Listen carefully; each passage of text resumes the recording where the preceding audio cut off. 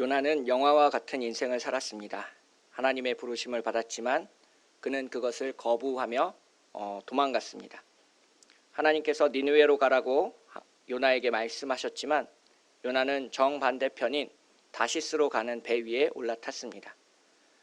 바다에 큰 바람이 불었고 폭풍으로 인해서 배가 가라앉게 생겼습니다. 여기에서 우리가 잊기 쉬운 것이 하나 있는데요.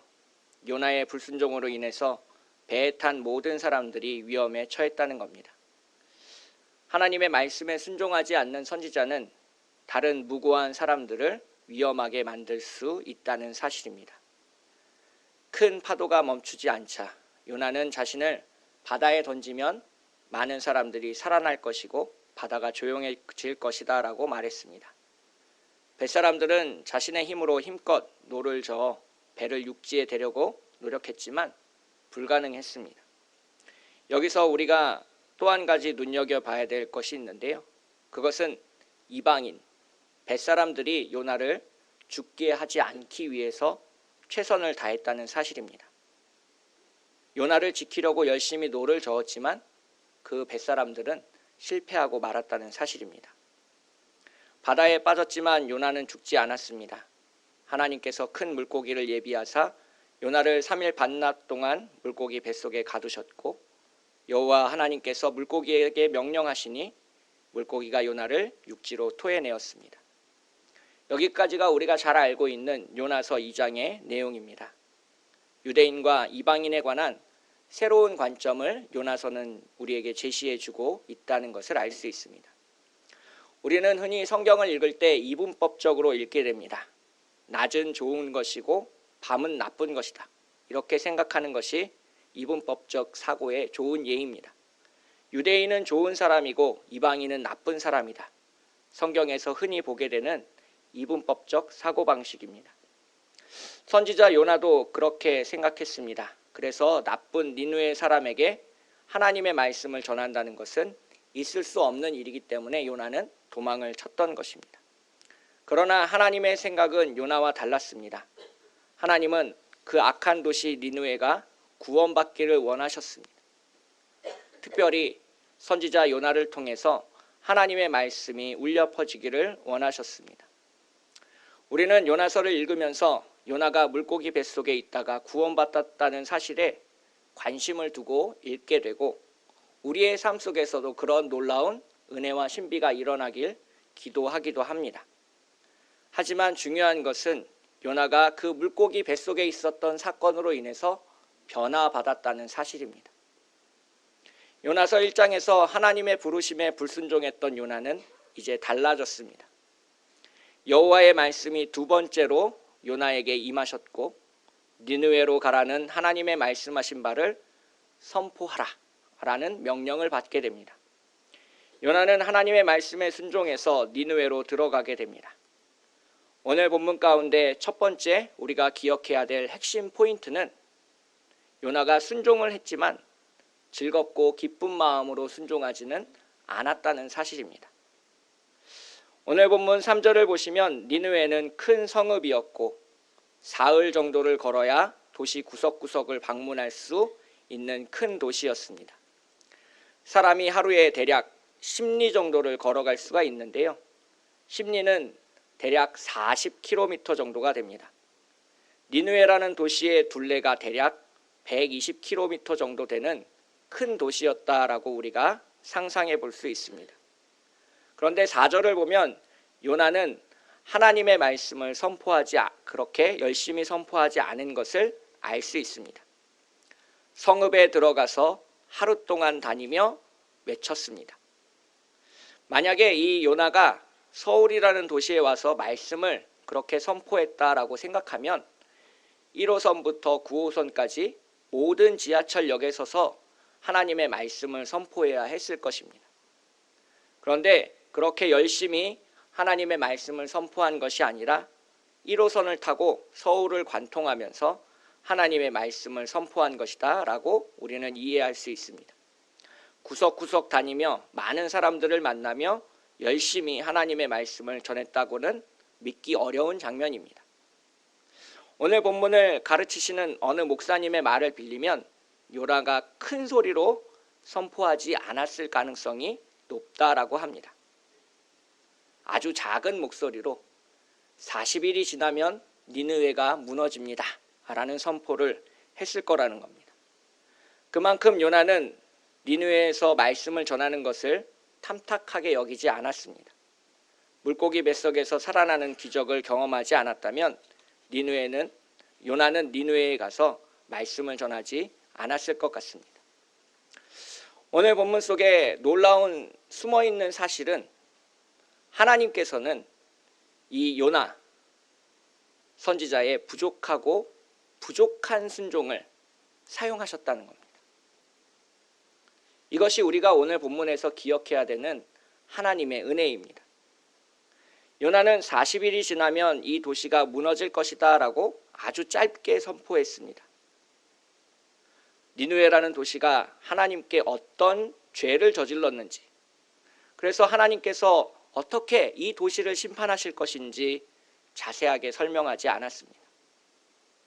아마도 요나는 그렇게 선포하면서도 마음속으로는 소돔과 고모라처럼 니느웨라는 도시가 무너지길 바랬을 것 같습니다. 요나의 이렇게 부족하고 불성실한 순종 앞에 니느웨 사람들이 반응했다는 것이 오늘 본문 속에 숨어있는 하나님의 은혜입니다.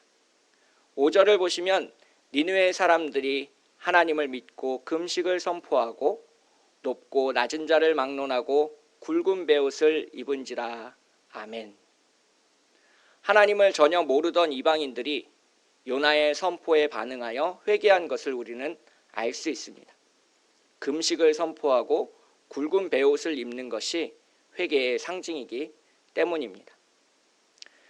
오늘 본문에 등장하고 있는 우리가 기억해야 될 두 번째 핵심 포인트는 이 니느웨에서 일어난 회개 운동이 아래로부터 시작해서 위로 이르는 회개였다라는 사실입니다. 6절을 보시면 그 일이 니느웨 왕에게 들렸다라고 전하고 있습니다. 마을 어귀에서 들리는 소문을 왕이 듣게 되고 왕도 그 회개 운동에 동참했다라는 것을 알 수 있습니다. 왕은 전국에 조서를 내려 세 가지를 명령하게 됩니다. 첫 번째는 니느웨에 사람이나 짐승이나 생명이 있어 호흡하는 모든 존재는 누구나 금식할 것을 명령하고 있습니다. 둘째는 그 생명이 있어 호흡하는 존재가 자신의 의복을 벗고 굵은 베옷을 입으라고 명령하고 있습니다. 마지막 세 번째는 8절 후반부에 있는데요. 힘써 하나님께 부르짖을 것이며 각히 악한 길과 손으로 행한 강포에서 떠날 것이다 라고 명령하고 있습니다. 대부분의 회개 운동은 그리고 종교가 전파되는 모습을 보게 되면 그 도시의 지도자가 하나님을 믿게 되고 그로 인해서 그 도시 가운데 복음이 선포되는 것이 일반적인 예입니다. 위에서부터 시작해서 아래로 하나님의 말씀이 선포되는 것이 좋은 예인데요. 우리나라에서도 대부분 왕이 어떤 종교를 가지기로 하면 그 종교가 국가에 퍼지는 그러한 현상들을 우리는 역사 속에서 잘 볼 수 있습니다. 그런데 오늘 본문 속에 등장하는 이 니느웨라는 도시 속에서 하나님의 말씀이 전포되는 양상은 저 바닥으로부터 시작해서 시장 바닥이나 거리에서 하나님의 말씀을 들은 사람들이 회개 운동을 일으키게 되고 그 회개 운동에 대한 많은 소문들이 저 높이 있는 왕에게까지 들려서 한 도시 전체가 온전히 변화하는 것을 우리는 목격할 수 있습니다. 그래서 우리는 부족할 때도 하나님의 말씀을 전할 수 있어야 되고 그 말씀이 아래로부터 시작해서 언제 어떻게 모든 사람들을 변화시킬지 모르기 때문에 기대하는 마음으로 복음을 전해야 될 줄 믿습니다. 그 왕이 선포했던 세 가지 회개의 명령을 살펴보게 되면 두 가지는 눈에 잘 보이는 것입니다. 그래서 외적인 회개다라고 볼 수 있고요. 금식과 옷을 갈아입는 것이 외적인 회개에 해당합니다. 마지막 세 번째는 내적인 회개인데 이것이 조금 어렵습니다. 하나님을 향해 부르짖고 자신의 행위에서 돌이킬 것을 강조하고 있기 때문입니다. 오늘 본문을 21세기 현대를 살아가고 있는 우리에게 적용하면 이렇게 됩니다. 우리 또한 외적인 회개의 상징을 가지고 있습니다. 하나님 앞에 회개하고 죄 용서를 바라는 마음에서 우리 모두는 세례를 받았습니다. 또한 정결하게 의복을 입고 이 예배당에 참석해서 하나님 앞에 참회의 기도를 드리고 있습니다.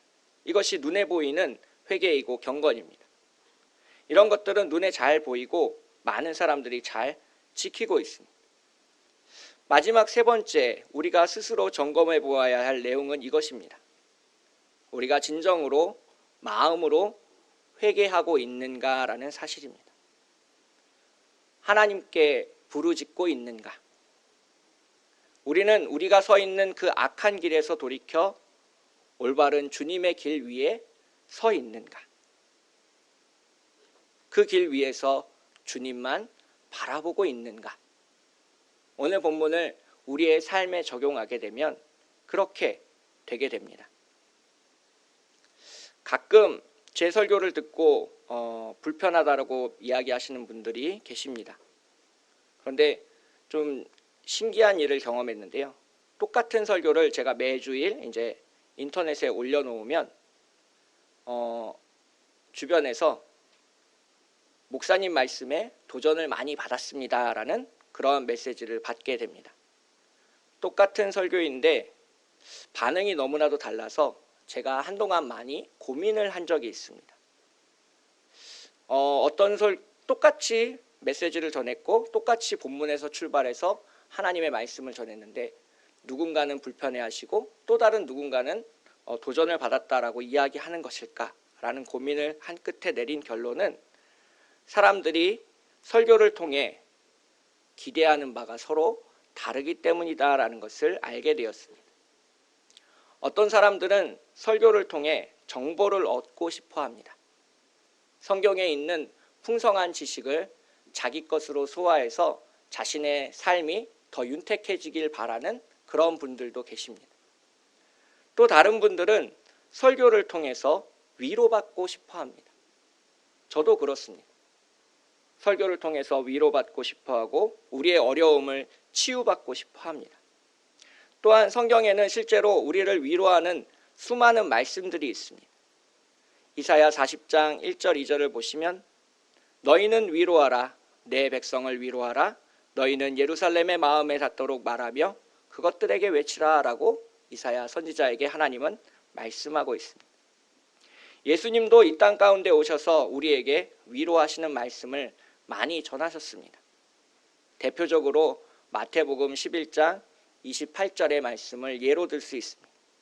수고하고 무거운 짐진 자들아 다 내게로 오라 내가 너희를 쉬게 하리라. 하지만 이 하나님의 말씀이 단순히 정보를 전하고 우리에게 위로만을 전하는 것은 아닙니다. 하나님의 말씀의 세 번째 역할은 우리 자신을 채찍질하고 도전받도록 하는 데 있습니다. 세례 요한은 자신에게 세례를 받으러 온 바리새인들을 향해서 이렇게 외쳤습니다. 마태복음 3장 7절 이하에 있는데요. 독사의 자식들아 누가 너희를 가리켜 임박한 진노를 피하라 하더냐. 그러므로 회개에 합당한 열매를 맺고 속으로 아브라함이 우리의 조상이라고 생각하지 말라라고 도전하고 있습니다. 그래서 하나님의 말씀은 때로는 우리에게 도전이 되고 때로는 우리에게 위로가 되고 때로는 우리에게 더 많은 풍성한 지식을 전달하기도 합니다. 그 모든 것이 우리의 영혼을 살찌우고 하나님과 친밀하게 하는 데 도움이 되는데 어느 한 가지만 택한다면 우리는 영양실조에 걸릴 수밖에 없을 것 같습니다. 오늘 본문 말씀 속에서 마지막 세 번째 포인트를 말씀드리면서 설교를 갈무리할까 하는데요. 이 마지막 핵심 포인트는 10절에 있습니다. 10절 말씀을 다 함께 읽도록 하겠습니다. 시작. 하나님이 그들을 행한 것 곧 그 악한 길에서 돌이켜 떠난 것을 보시고 하나님이 뜻을 돌이키사 그들에게 내리라고 말씀하신 재앙을 내리지 아니하시니라.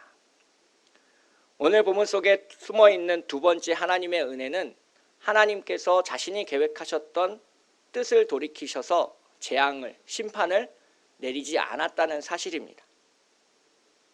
그런데 그냥 뜻을 돌이키신 게 아닙니다. 그 앞에 무슨 내용이 있습니다. 하나님이 보신 것은 그들이 금식하는 것을 보신 것도 아니고 그들이 의복을 갈아입어 굵은 베옷을 입은 것을 보신 것이 아니라는 사실입니다. 하나님은 외적인 회개의 조건에 반응하지 않으셨습니다. 하나님은 제일 세 번째 있던 마지막 조건들에 반응하셔서 이렇게 말씀하고 있습니다. 하나님이 그들의 행한 것, 곧 그 악한 길에서 돌이켜 떠난 것을 보시고 난 이후에야 하나님은 뜻을 돌이키셨고 재앙이 니느웨라는 도시에 내리지 않게 하셨습니다. 역사 속에서 이 니느웨라는 도시는 악한 도시로 정평이 나 있습니다. 아수르라는 나라의 수도였던 이 니느웨는 수많은 정복 전쟁을 펼치고 수많은 사람들을 포로로 사로잡아가는 그러한 일을 펼쳤습니다. 그래서 북이스라엘 왕국을 무너뜨린 나라가 아수르, 즉 니느웨입니다. 남유다를 침공해서 성전에 있던 기물을 뺏어간 것도 아수르, 니느웨라는 도시에서 출발하고 있습니다. 오늘 본문을 묵상하면서 요나가 왜 그토록 니느웨에 가기 싫어했는지는 너무나도 분명했습니다. 자신의 형제를 살해하고 자신의 부모를 포로로 사로잡아갔던 그 니느웨라는 도시에 가서 하나님의 은혜의 복음을 선포한다는 것이 얼마나 싫었겠습니까? 자신의 철천지 원수인 이 니느웨에 가서 하나님의 말씀을 전한다는 것이 요나가 너무나도 싫었다는 것은 저도 동의하는, 마음이 가는, 이해하는 바입니다.